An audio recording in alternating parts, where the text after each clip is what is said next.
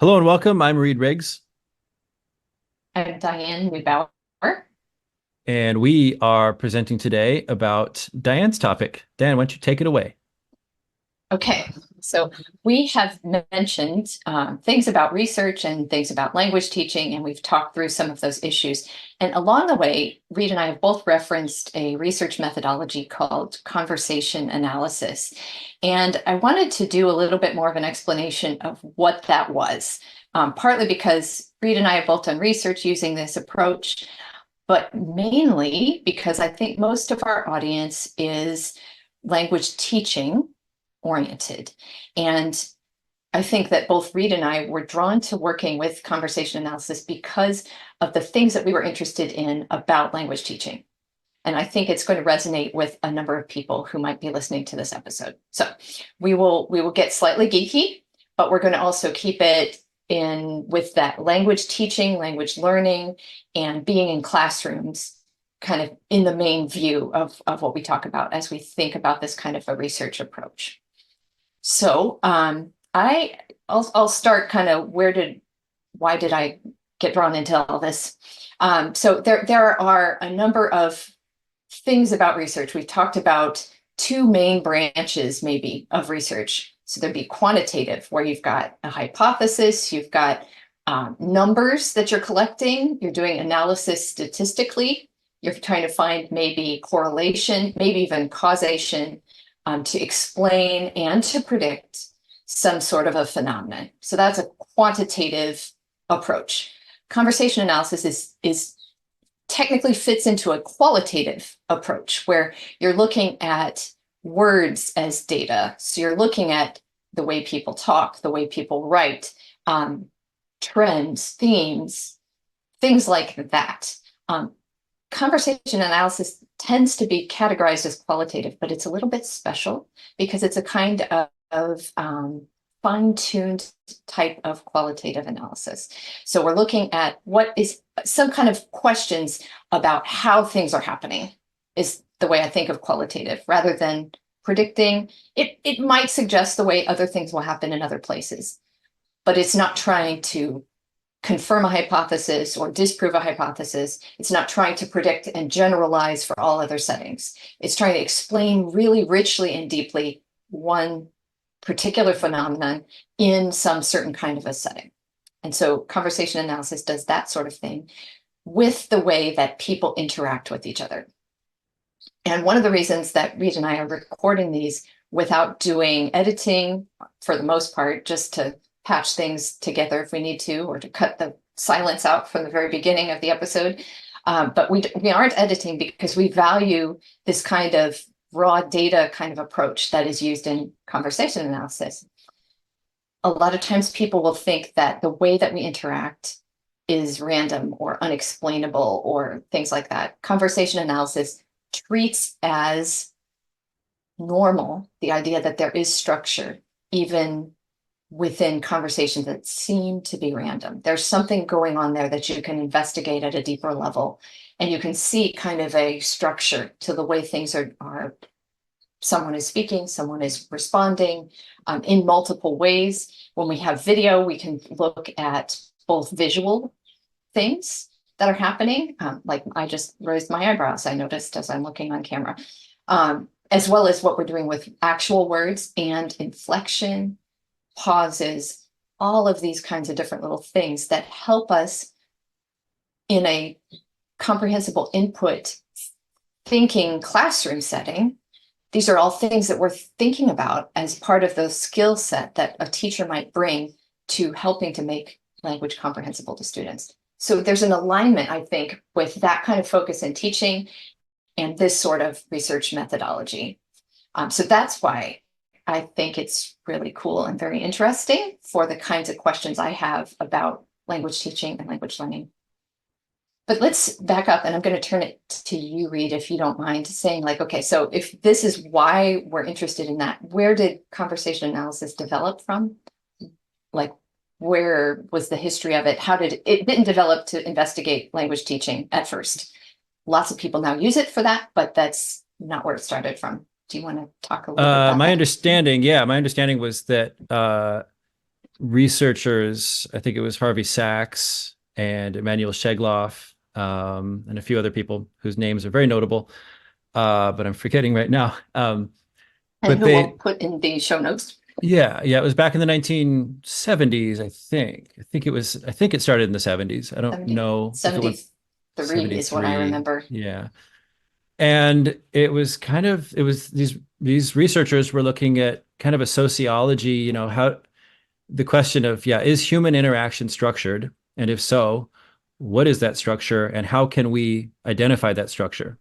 That was it. And it started with institutional context. I think it was a suicide hotline. And Mhm. I think, Diane, you've read a So little bit just more about phone. this phone. And so there was no Oh, okay. visual. Yeah, the data was just using that. It was people call in. And what's useful about that data is that it's very routine. You have a call. Calls are going to have some way of opening.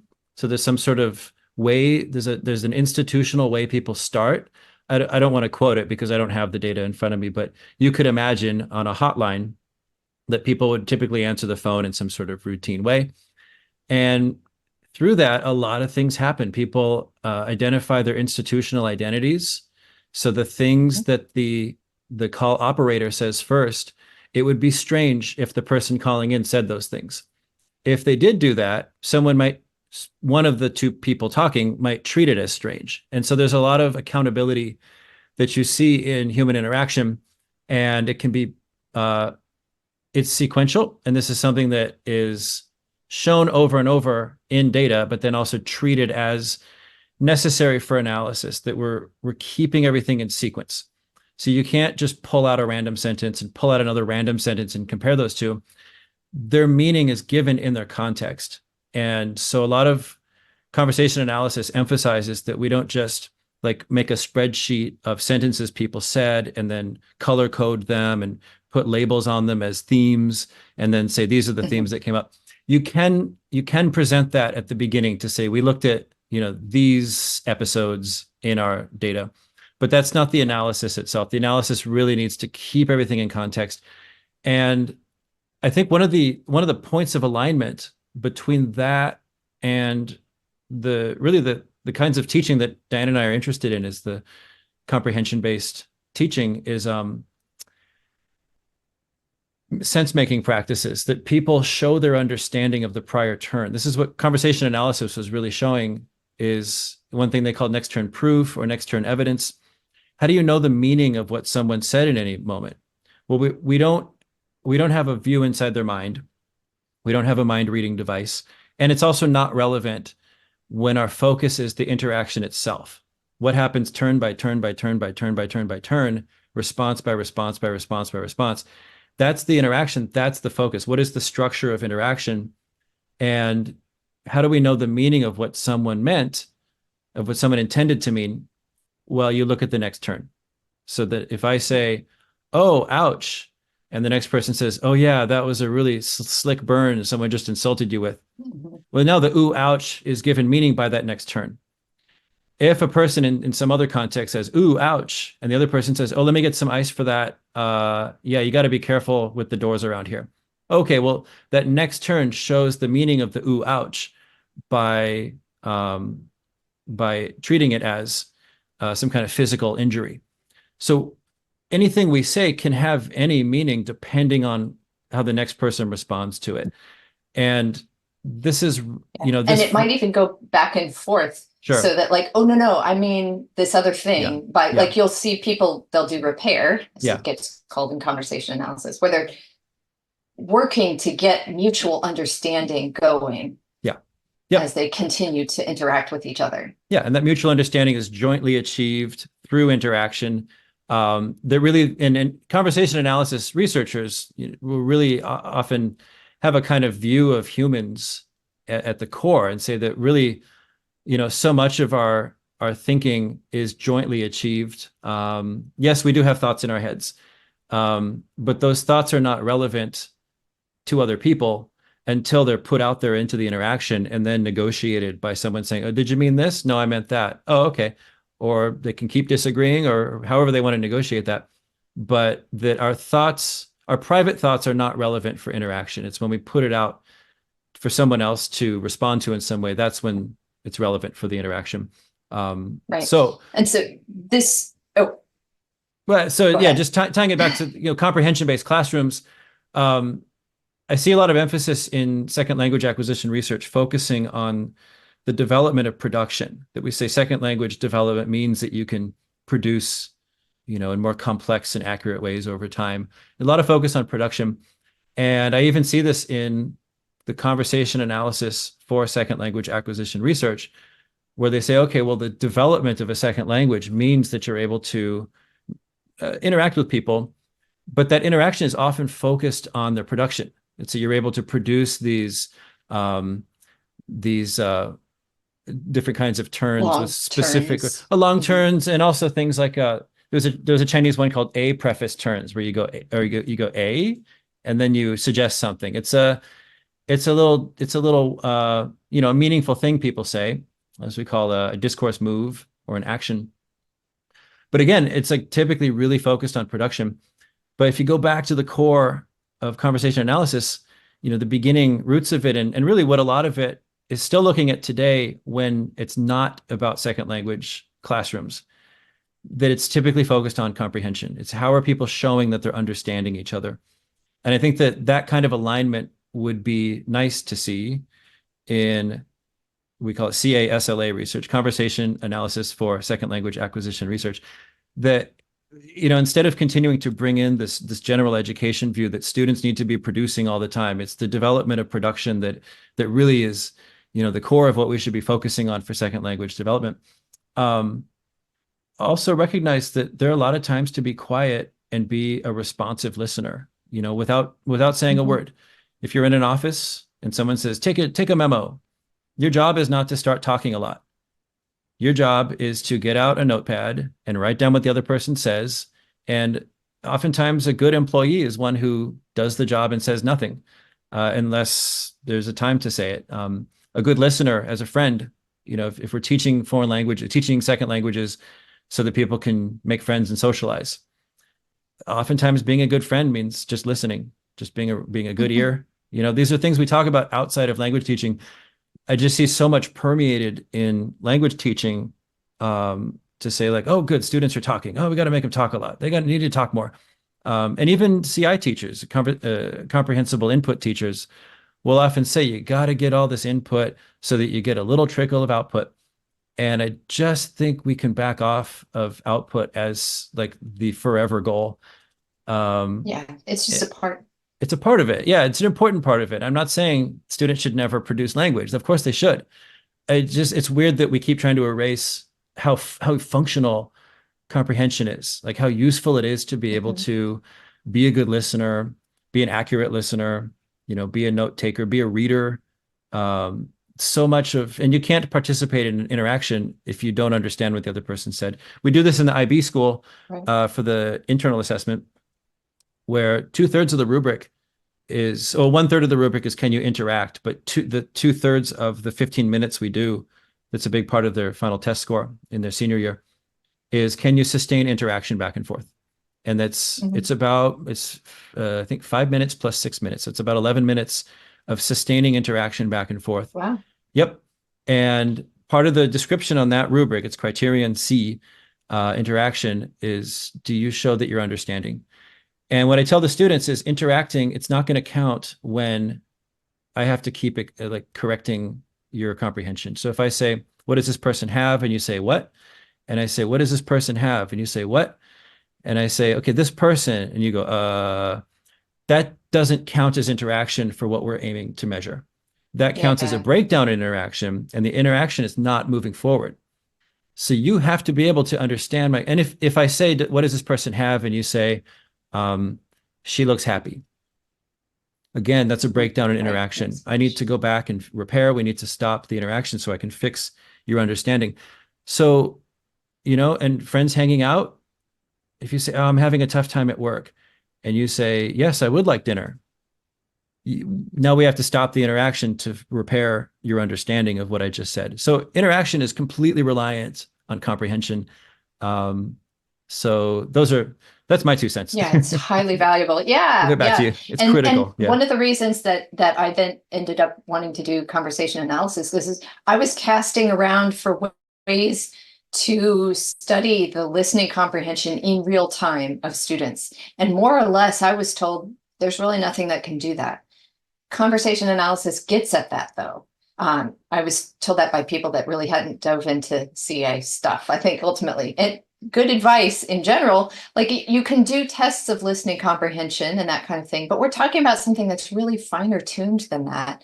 It's about the, like you said, about the IB test, that ability to sustain interaction over time and the ways in which that happens. What are the things, the little micro things that people do and how they treat that as relevant or maybe treat it as not relevant. It's cool to see that, but it's also then you can see, like, I think of these as like these little things you can notice about the way people sustain interaction with each other become like tools you might try in another setting. So you can learn from this setting in this context, they used it this way, and consider, that could be something that happens elsewhere. That could be something that could be useful for a teacher to know and realize and notice, and then make more of as they're interacting with their students in the classroom. So now there completely. was another, yeah, there was another thought that I had back there, and it'll come back. Well, what again, this thing about when we get to the research that's a little too close to teaching, the emphasis focuses on production. It was really from Heritage and Clayman 2010 that's called Talk in, I wonder if it's called Talk in Institutions, Institutional Talk in Institutions. Yeah. Yeah, I was thinking we should define that institutional. Yeah. So conversation analysis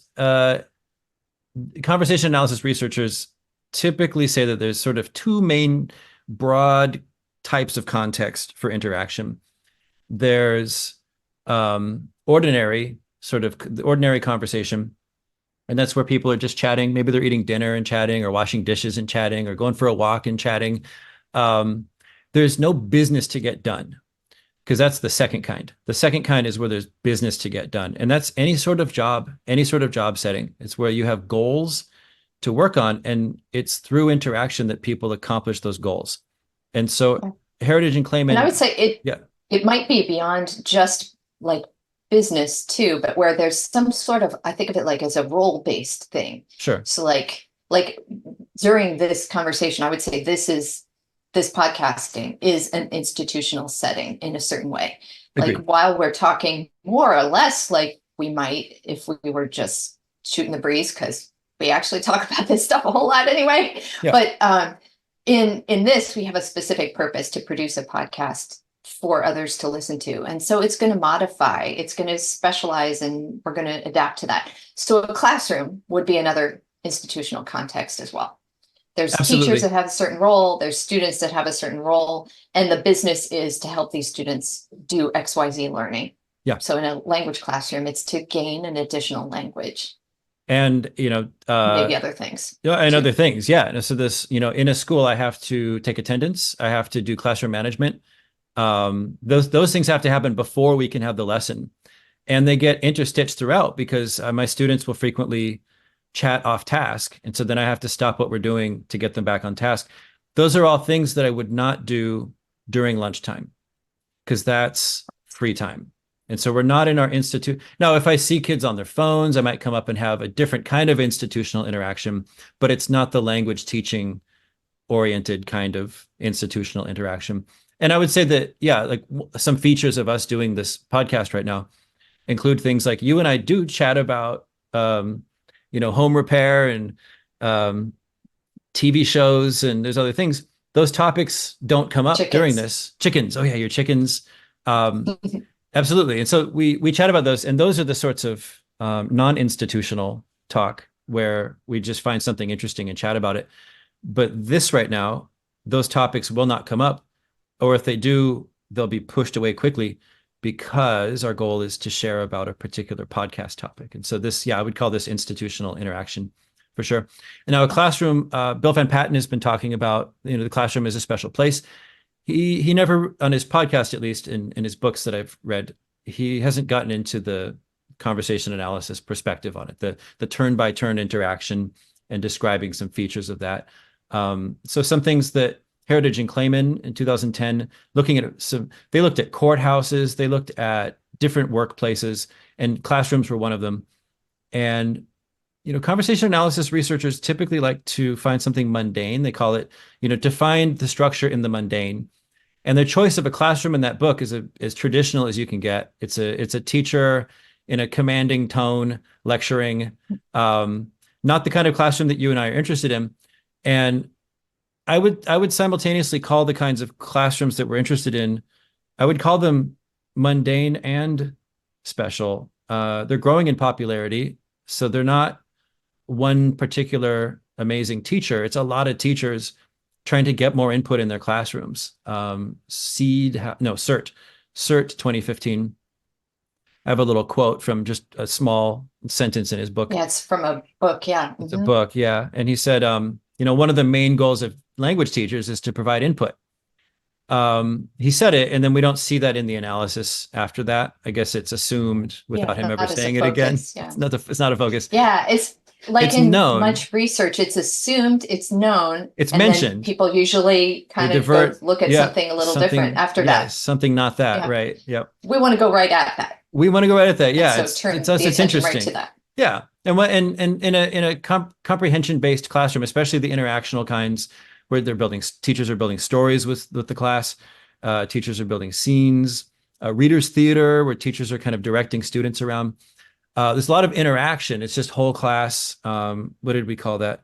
Not dialogue, multi-log interaction. Yeah, it's a very teacher at the center, but it's a lot of little mini dialogues where everyone's attentive. And yeah, it does put the teacher at the center, but not necessarily centering the teacher, if that makes sense. So the topic is not about the teacher. No, the teacher is drawing on all these strands from all the students around them. They're bouncing it back to this student, to that student. They're getting everyone involved as much as possible. And yet the teacher kind of becomes like the hub or the core, sort of like for those things to happen, not because they're dominating it with their own ideas or that they're lecturing or pouring information to students who are just recipients. No, it is true interaction, and it is dynamic and interesting. Well, and that comes back to the institutional context, that a classroom has. So every institution typically has what CA researchers would call a fingerprint. And some that I've read about are what we call White House press conferences. Who initiates what? So typically it's the person at the podium says, okay, next question. Then a reporter stands up and initiates a question. And then the person gets to respond, and then people get to respond. Now that's specific to that institution. It's a format of who starts what question, who answers what question, what roles do they play out for White House press conferences, or maybe any press conference. So that's that kind of institutional context that's created through interaction. Now, a classroom multi-log, where the teacher is kind of the hub and keeping everyone on task, that's developed for the goals of classrooms. And it's very typical in classrooms. We talked about that in a different episode. But it's also a really useful format for providing lots of input. It just goes well along with asking questions, seeing who responds as a check. It's sort of a quick little measure of who understood my question, who didn't, based on who responded. And so the teacher at the hub, we can call that a hub, can then check with students. You can ask another student the same question. There are different ways that teachers could check who understood, who didn't. You could focus on a particular student and ask the question again. You could use a translation if that's what you're going for. That's fine. So, conversation analysis is useful largely in the sense because when we watch teachers, if we go and visit a classroom, we want to see what this teacher is doing. Maybe we want to learn from them. Maybe we want to evaluate them. It's important to not just have a kind of checklist where you say, oh, the teacher generally did this. It's really easy to miss what's really happening if you don't look at turn by turn by turn. You excavate a lot when you do this kind of analysis.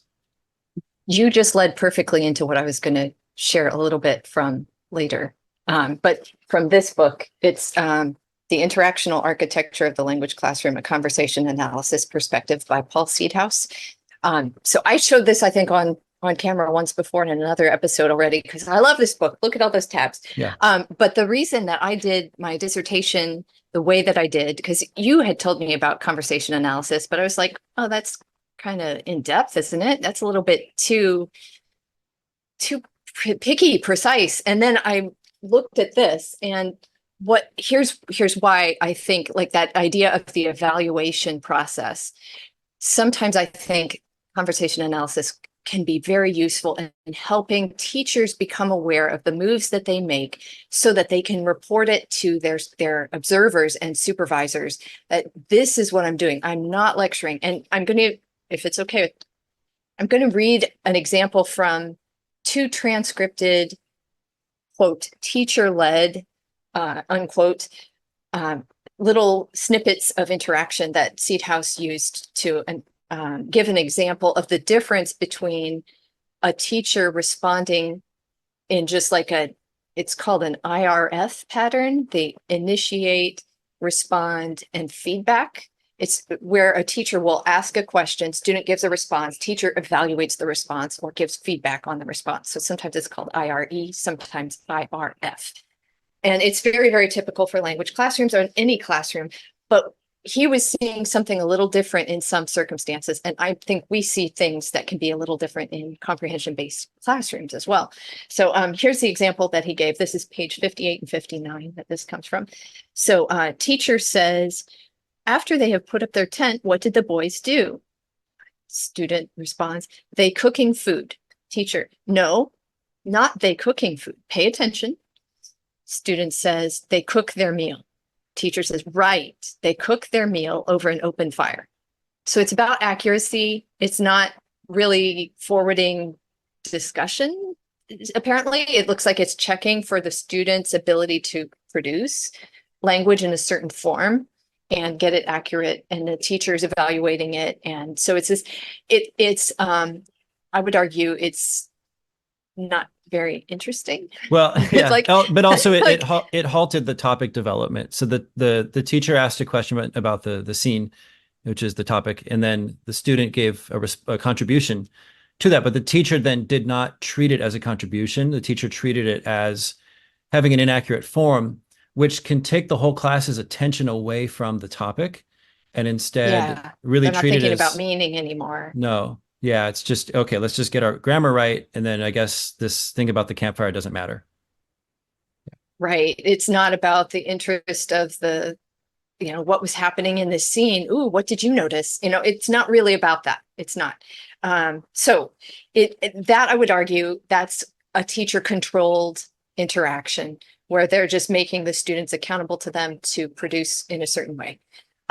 However, second example here is a teacher that is leading the interaction, but I would argue they are inviting students to contribute meaningfully to the topic. And I get real excited about this whole idea of topic development, this idea that we're building something that continues, and the thing that you said is relevant to what I said next, and that's relevant to what you said next, and then we keep building this ongoing interaction. So here it is, the excerpt from page 59.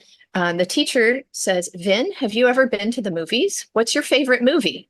Student says, Big, which if you're as old as me, you remember because it's like from the late 1990s. Early 1990s? 80s. I'm pretty sure it's 80s? The 80s. Pretty sure it's 80s. Oh my goodness. It could be early 90s. It could be early 90s, but okay. Yeah. Tom Hanks movie. Okay. Anyway, so student says Big. One word answer. What does the teacher do now? Teacher says Big. Okay, that's a good movie. That was about a little boy inside a big man, wasn't it? Student says, yeah, boy gets surprised all the time. Teacher says, yes, he was surprised, wasn't he? Usually little boys don't do the things that men do they? Student says, no, little boy no drink. Teacher says, that's right, little boys don't drink.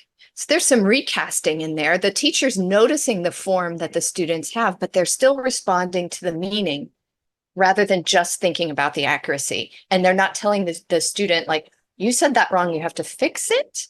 So we're kind of touching on error correction here, but what I think is more relevant to what we're thinking about today is that the teacher took the response of the student and built on it and did something next with it. And so it shows the teachers understanding the student's message and using it to continue to develop the interaction with that learner. Well, they both showed pretty accurate understanding of each other's topic contribution.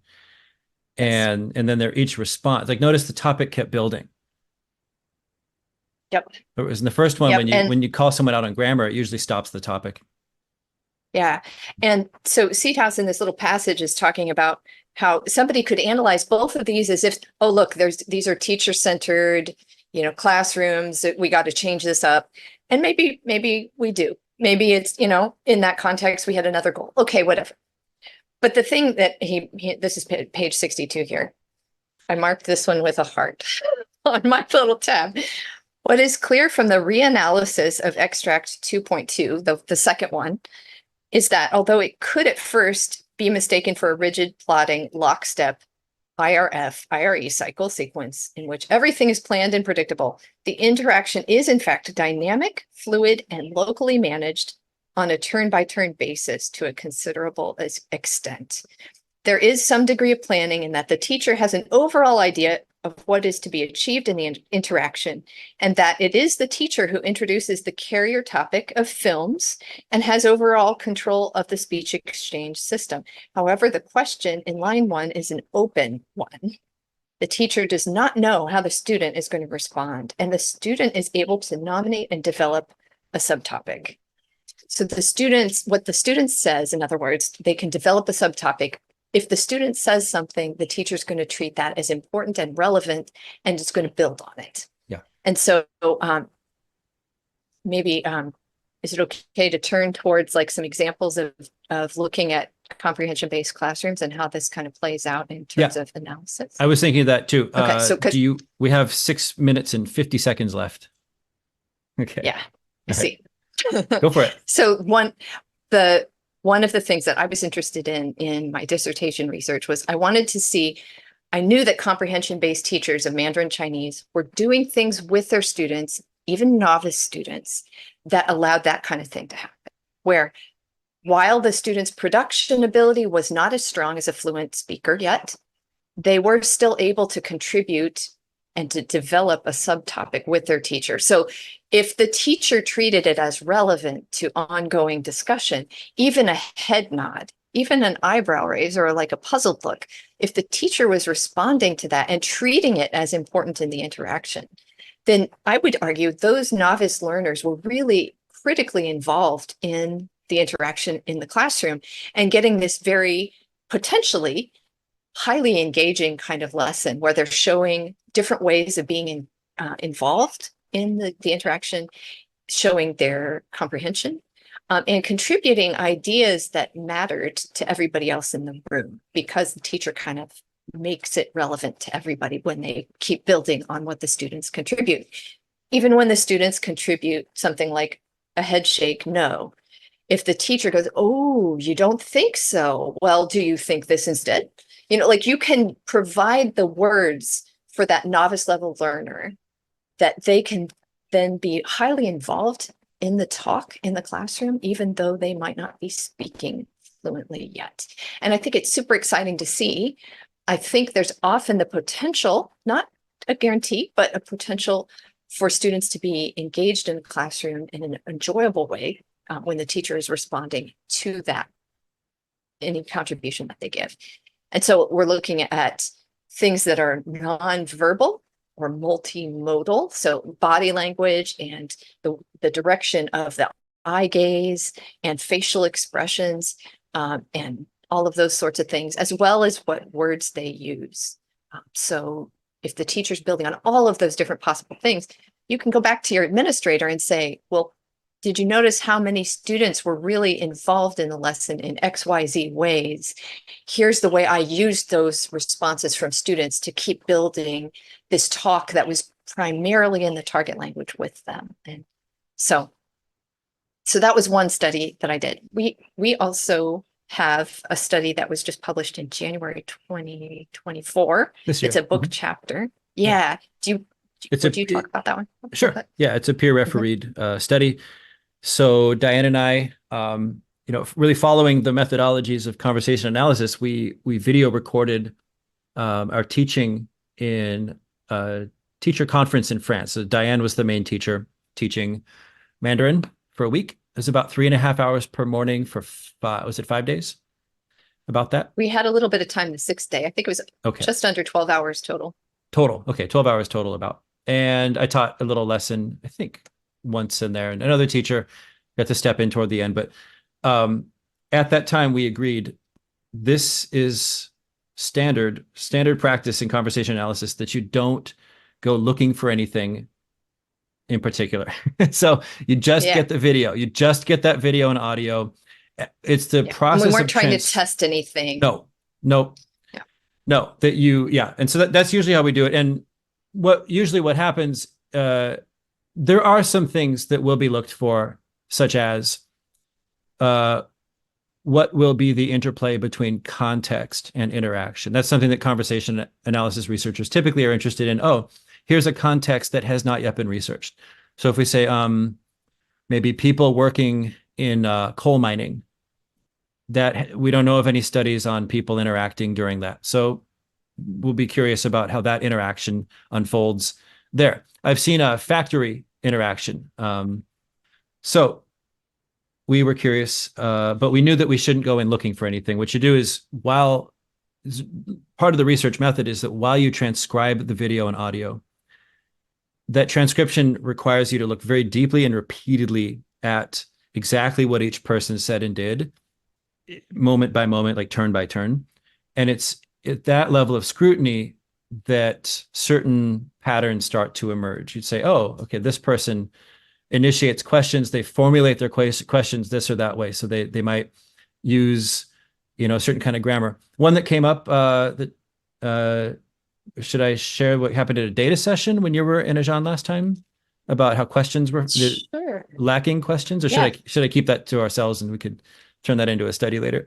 I don't know. Okay, well, either way, it's okay with me. Okay. It was interesting. We have a short let's focus on the study itself. So what we observed through transcribing and discussing was that some sort of humor or laughter was developing, and then we, following normal conversation analysis research protocols, we then did a research literature check. So we went and started reading up on research and trying to find something about humor or having fun. And that's when we discovered that there's an imagination. Yeah, we saw that over and over, and we thought maybe that should be the focus because it's so prevalent. And then that's when we discovered all this research on play, that animals play, bees play, human children play. Play seems to be everywhere. I don't think plants play. I'm assuming they don't.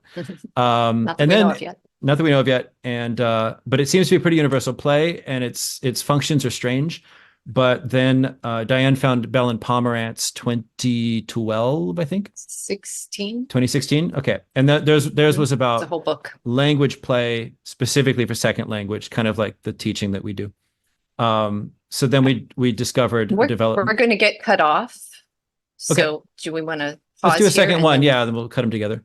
Just close it up. Yep. Yeah, sounds good. Thanks. Okay, we're back on. It would be kind of neat, since it's on topic for this episode, to see how we pick back up topics that have been cut off by the Zoom time running out. And if we get enough of a collection of these recordings where we can then go back and analyze, what do they do to pick up after an interruption from the Zoom meeting? That's right. And that would be the kind of geeky thing that CA researchers would then. That's why it's one of the reasons we don't edit. Right. Yeah. So then the question is, then what happens around an edit? Like how do we close and initiate our interaction around edits? So step one was to collect the video and audio. At language play. Language play. Yeah. So step one was just to get the video and audio and then see what emerges from that, because you're not really doing a context sensitive analysis if you're leading with some kind of question that you're looking for, where you're looking for something. So what you start with is whatever context it happened in, then you see how people interact, and then you see how they organize their interaction.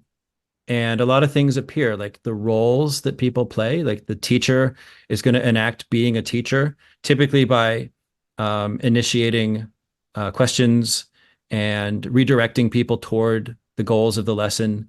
And those are things that students might do it, but it's more typical for a teacher to do it. Anyways, so then we got into research on play. We dug around and we started to put together a big kind of collection of articles on play. I started noticing YouTube videos about animal play and sort of science communication videos. And we really realized that like this would be a really good research area to tie our study into.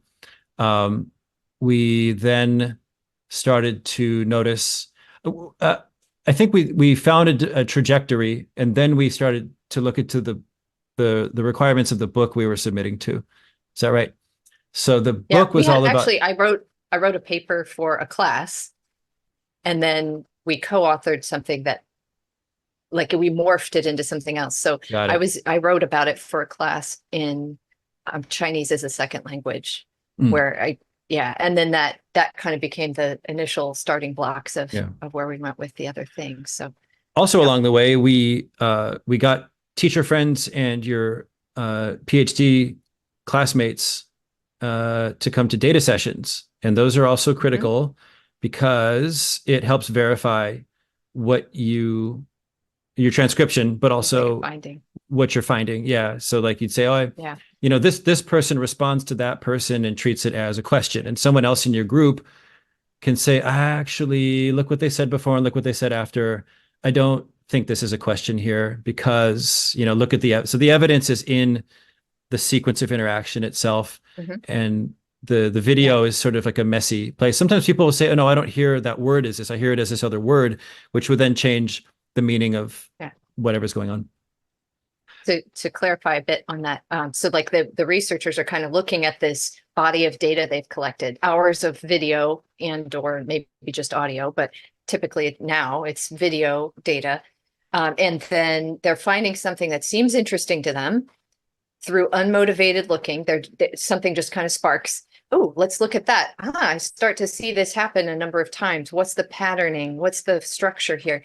And then you have maybe an example of one of those little excerpts, maybe only a minute of video. You transcribe that and bring it to a small group of other people who then watch that video with you, with the mindset of the researcher compared to the transcript. And now they're looking for, how did this really happen? So it's kind of a first run test of the kind of initial thoughts of the researcher. So that's what a data session is. They're looking at this one little short clip multiple times with other people who are from outside that research setting, just getting their informed conversation analysis, informed look at it. Yeah, it's also the place where CA researchers, conversation analysis researchers, in for example, quantitative research, you might code your data. So you'd say, okay, we collected this number of instances of something happening, and then we had multiple researchers code it independently and then compare how similar their codes were to then say we came to 90% agreement. So what it means is that what was that? Oh, I said consensus. Consensus, yeah, kind of validate the data, like show that it's not just one person's odd interpretation. Well, for conversation analysis, it's in the data session where we mainly do that, just to check that it's not one person misinterpreting, that it's been through a lot of eyes to verify, that is what happened. Yes, this is this word here, and we agree that this is a response to that. And the results bear out. Typically during data sessions, we do hit disagreements and do come to agreements, and the data is better for it. For sure. Our understanding, clips that we did ourselves, and then we brought to some people in an online data session, and then I used it like a year and a half later with another big group of people, and they were seeing fresh things that were like, oh wow, I think you got that. They're like little things that didn't seem relevant, but at the time, somebody else picked up on it and no, they are responding to each other in this. This is part of what was happening. So it was cool. Yep. Yeah. It's very useful. And I think it's a necessary part of the process. Okay. So we had all those data sessions. We used I think mostly data extracts, like little interactional, like you just read, that kind of example. We use those in the study pretty much. I think they'd been verified by other people. And so then we noticed a change throughout the week where, this question kind of came from the data, was how did the play develop? Because watching these videos of these classrooms over the week, we saw changes over time. And so if you look at the very beginning, it was the teacher. I think you asked a student, are you a panda? Are you a panda? Are you a panda? And then she referred to a sign up on the wall that was 想象, means imagine. So and then you treated it as her asking, am I supposed to imagine? All she said was that word. But given the context, we see that you as the teacher, not you as the researcher, but you as the teacher in that moment said back to her, 对,想象, 想象, like, yeah, imagine. So then she gave an imaginative response. And so that was stage one, was the teacher introducing how to be playful to the students. And the students at that stage showing that they're a little unsure, a little not in full command of it yet. So then in stage two, I think it was the students, it was still the teacher initiating, but the students being in more command of being playful, being imaginative, the students initiating more playful physical actions that were like embodying this panda later, and their peers laughing about that in response to their classmate. Yeah. So stage two was lacking the questioning. Like,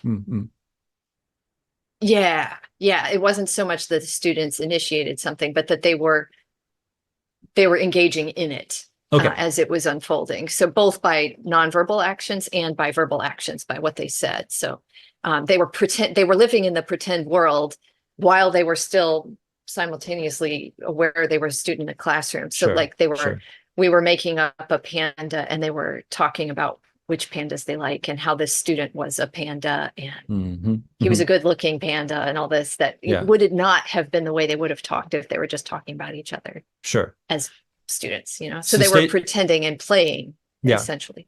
So stage two was still more teacher led, but students responding without much need for help, much need for guidance. They more automatically. I think stage three was students initiating. I kind of folded 2 and 3 together, sort of. So the kind of nonverbal short things, and then the sort of subtopic development that was play. So and then stage 4, a new teacher came in at the end, and the students initiated a playful kind of topic with her. She was asking who enjoys drinking what beverages, and then someone asked, do you drink panda poop tea, which was part of the content learning earlier in the week. And so which is a real thing. It's a real thing. Yep. So that was what our just to because we threw that out there, I just want to explain, it's fertilizer using panda feces to grow tea leaves. So those are the tea leaves used in this type of panda poop tea. So it's not I thought it was the fertilizer in water to drink. Okay. No, right. It's a real tea. Okay. Well, now it's less funny, but okay. All right. It's not like, there is a thing though with coffee where it's like the civet cat ocelots or something. They eat the coffee beans and then they poop them out and they use that make the coffee. I think it was this civet. is not that. This is just they fertilize with it. Civet. Okay. Okay. So anyway, we'll link to panda poop tea and that. We'll leave that for another time. So to wrap it up, that was how that process of, I think this book chapter study it helps illustrate what conversation analysis researchers are doing, what we can bring to classrooms. And I think we should end, maybe I could pass this back to you, Diane. What can teachers, as our listeners who are not planning on spending the kinds of hours that we put in, what can they do with this idea of interaction as its own point of interest when you're a classroom teacher, also as a teacher educator, teacher trainer? I think a lot of these things relate really well to self-reflection and self-evaluation. Like you can think through the things, especially if you record yourself on video for your own professional development. Like look and see what was happening with curiosity, not with judgment. So you're looking at, there's going to be structure here. What's going on with that structure? And then, maybe down the road, you're going to be thinking about, but I really want to have more evidence that my students are all involved in this. What could I shift? So you can go with that eventually, but to see the things that are happening now, I think is really helpful. For a teacher's own self-reflection. I think it also relates highly to coaching. So in a lot of comprehension-based kinds of teaching, training, and conferences, there's the opportunity to be involved in coaching, where someone is doing a little model of instruction, and then you're trying to really think closely and debrief what happened in that was really furthering different areas of goals of teaching. So what was helping facilitate comprehension for the students? What was really involving students and building community in the classroom? What was demonstrating that there was a communicative purpose in the way that they were interacting? So something beyond just practicing language. So those things you can start to notice, and you could see these micro little moves. If you're kind of thinking with this mindset of, like, I want to be open to all of the things that are happening here. I have particular goals that I'm bringing into my teaching, yes, but looking for those things, I think that's really helpful in seeing those little micro moves. Because to me, that's where teaching really happens. We can talk about activities, we can talk about big goals that we have, and those are also important. But the moment by moment is where we carry it out or we don't. Or how we carry it out affects how closely aligned we are to those big goals. So looking at those moment by moment things, I think, are really powerful and helpful. It's the things that I think we can pick up from observing other teachers too.